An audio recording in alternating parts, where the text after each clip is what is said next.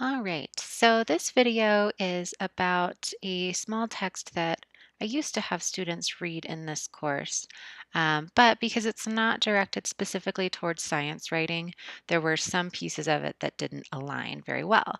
So instead, I decided to take what I thought was applicable and most helpful for you science writers from the book and put it into a presentation. So this one's going to be a little bit longer than usual, but I hope that it helps you think about your writing in a new way and gives you some ideas about what we're looking for as we are writing these articles. So this book is written by William Strunk and E.B. White. White actually wrote Charlotte's Web, Stuart Little, some of the other classics that you're familiar with, and William Strunk was actually his English professor in college. So it's just an interesting piece of the story is that William Strunk wrote this as a textbook, and then E.B. White went back and kind of edited it, added to it um, to show some of his ideas and concepts alongside his professors. So, the first thing that I think he says that is really helpful is that this text and both of these authors find evidence um, or provide evidence that they deeply sympathize with their readers. So, they're really thinking about the readers as people who are struggling, someone who's trying to understand something. Written communication is not always the easiest because people can't stop and ask questions. So you have to kind of assume those as the author, and when you do that, you become a more successful writer. So starting to think of your reader in this way will help you remember their perspective, will help you maybe assume some of their questions and can help you add some more content to your articles. So it says William Strunk felt that the reader was in serious trouble most of the time, floundering in a swamp. So if you can picture that as you're writing, especially science writing, because readers aren't always familiar with the science behind it. And that is, it is the duty of anyone attempting to write, so of you as the authors, to drain that swamp quickly and get the reader out up onto dry ground, or at least throw them a rope. So, really giving them sentences that help them, that interpret the difficult concepts, that say things in a more simple way. All of those things will enhance reader understandability, your rhetorical choices, and your overall article. Um, but know that this isn't something that is easy. I'm not just going to tell you this and you'll all of a sudden understand it. It's something that you have to practice over and over. It's why peer reviews will be really helpful, why my comments will be really helpful, and revisions will help a lot too, but still, it will never be perfect. So these authors say that writing is disturbing, and it is a very difficult thing to undertake. So there is no satisfactory explanation of style, no infallible guide to good writing, no assurance that a person who thinks clearly will be able to write clearly, no key that unlocks the door, no inflexible rule by which writers may shape their course. Writers will often find themselves steering by stars that are disturbingly in motion. So, this really shows that. There's a lot of things happening when you're writing, that there's a lot of moving pieces that you should be considering, but as long as you're starting to practice those, that's what we're looking for. So you don't have to be perfect. And I don't want this to be daunting, just so that you know, even great writers think that this is a difficult task. As beginners, they talk about style. Often we try and mimic the style of others, which ends up not harming, but taking away from our own style and adding kind of those cliche pieces that readers just think, oh, I've heard this before. I don't need to read anymore. So, really approach that warily and realize that writing is an expression of yourself. And to try to turn away from, popular mannerisms or tricks, phrases that you see in social media, the things that you say with your friends, those kinds of language don't work well in these articles because we really want some unique language, something that really shows your passion about the science and gets your own ideas out there. So, thinking about your style, finding that rather than copying others will be more successful. One of the other things that is really difficult about science writing is keeping our opinions out of the mix. So a lot of us have very strong opinions about the topics that we're writing about, and and what we think the solutions might be. And while it's okay to have those opinions, you want to make sure that you are not writing about them so that you're letting your readers kind of come to their own answers, their own opinions, their own conclusions about your topic. And so the way that you do that is you focus on the sense and substance of the writing. You provide a bunch of evidence, you provide quotes, some logical implications or ways that readers can apply the concept to their own lives rather than bringing in your mood or your temper or your ideas about it. So that can be another way that you can enhance your credibility where readers can say, okay, this author is giving me a neutral, unbiased perspective of various positions, and I'm allowed to choose my own.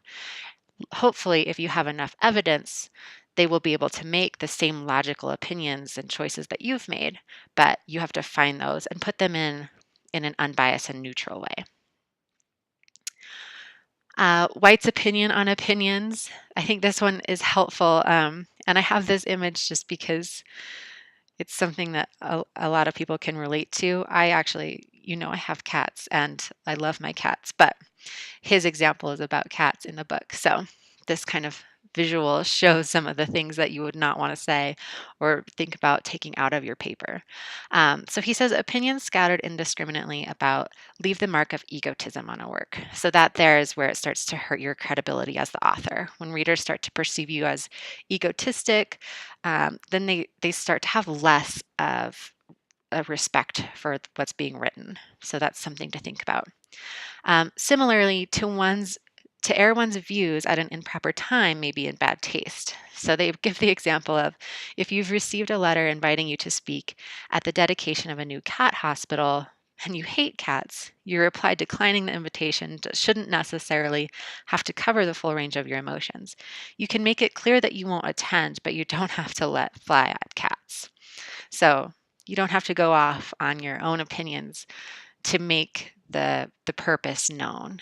If you need to explain what the new science or technology is, that's something that you can do without saying whether or not you agree or disagree with it. Clarity is another thing that I'm seeing in these first drafts that you're starting to submit. Oftentimes, especially when we get into college English, we're really trying to create these long, very complex sentences. And for writers, even really good writers, this can be kind of a hang up unless it's part of your style. So when you're explaining science, though, you want the sentences to be simple, especially when you're explaining something complex. So really think about breaking up some of those longer sentences into two shorter sentences. Um, Helping those be more concise, helping the language be a little bit simpler, all of those things are going to enhance your reader's understanding of the science rather than trying to demonstrate that you're this very complex and diligent writer with these long sentences. So, trying to take those out, I'll usually circle them and suggest breaking it into two or even three sentences sometimes can help you get kind of the context out so that readers understand more thoroughly anyways if you add a few more details to shorter sentences. Revising. I know it's not anyone's favorite thing to do. It's one of the things that I often have a hard time with when I get something back from an editor and there's so many marks, so many things I have to change. But this is really where writers make it to that next level. And anyone can write that first draft. So it's really being able to think about it from different perspectives, from your peers' perspectives, answering their questions. Even if you don't agree with them, it doesn't mean that they're right and you're wrong. It means that they have that perception of not understanding. So, how could you say it in another way that maybe could address some of their questions or concerns? It doesn't mean that you have to take out what you have. It just could mean that you're going to add something else before or after it. So, revising is a part of writing, and that's what this course is hopefully teaching you with all the different revisions that we'll be doing in workshops. Sometimes I find it easier to revise on paper if I print it out. So sometimes I have a printout and I'm working on the computer. Sometimes I print it out and write my revisions, handwrite them, and then go back and enter them. See what works for you. Just kind of try a couple different methods with these different peer reviews that we'll have. and don't be afraid to experiment with it. Something that I find when I'm revising is if I save the original document and start a new one and just copy and paste a draft into it, call it, draft number two, that I'm more open to cutting things out and moving things around to see what it looks like because I know I have it saved in the original format first. Then if I don't like what I've done, I can always go back to it, but usually I end up liking the second revised document much better. So it's not a weakness. When I put my comments on there, they're not meant to be mean. It's just to help you think about your writing in a new way and push it even further. So that's the goal of my comments. It doesn't mean that you did it wrong or that I'm right. It just means that here's another way that you can think about adding more content and making this a little bit more understandable to a wider audience. And then the last thing that they have in their book is one of my favorite things.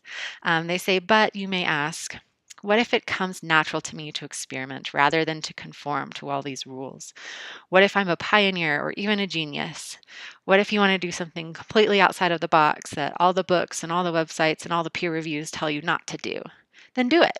The answer says, then be one. Be a genius, be a pioneer, try it out, see what you think, see how you feel about it, see what different people's responses are to it.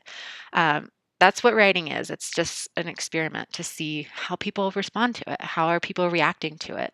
How can you help them make decisions or have opinions that are going to help align new policies or enact change in different ways? All of these things can be really exciting if you think about how these words can or can't influence people to do those things. So, hopefully, this was helpful for you all to think about your writing in a couple different ways, especially science writing, which is one of the hardest things to write about.